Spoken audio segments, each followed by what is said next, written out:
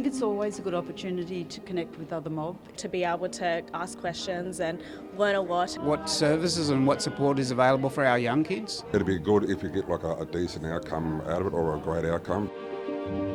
It's a real joy to see your faces, and I look around the room and I see diversity.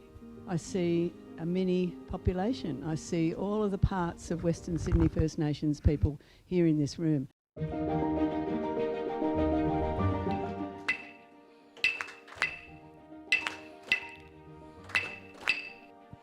All the healing, all the emotions, our thoughts are all connected to where? To our heart, because that's the centre of our universe. System reform needs to happen, but it needs to happen with that heart as the centre of it. I think the holistic with the W is a great term. That's why we're here. Trauma actually changes the body, is that it changes the way genes work. Yeah. Which is just one of the mechanisms for intergenerational transmission. Community and culture, that's always been what I've seen as the protective factors.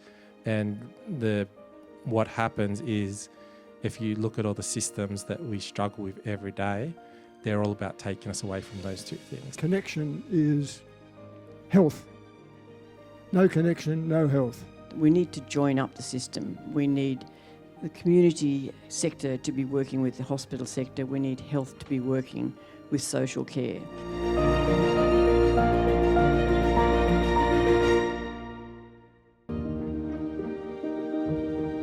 We've stopped caring for people and families and communities. We've started caring for organs, and now we've started caring for bits of organs. It requires a whole change of things. It requires changes in funding models. It requires changes in training, requires in team, requires changes in culture.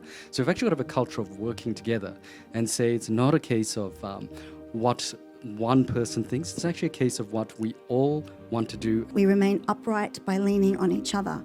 And I would argue that we want to actually be more interdependent, not independent.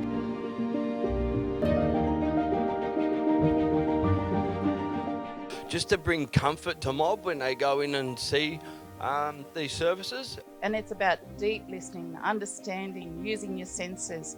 And I don't think we, in a Western society, we tap into our senses enough.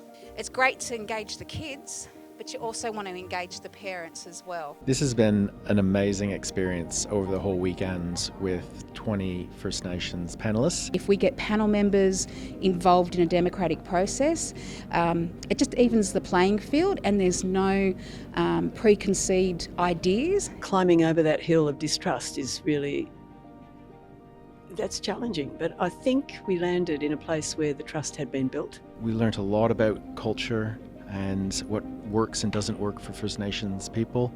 And we've got some really good information and intel about what's important to the community.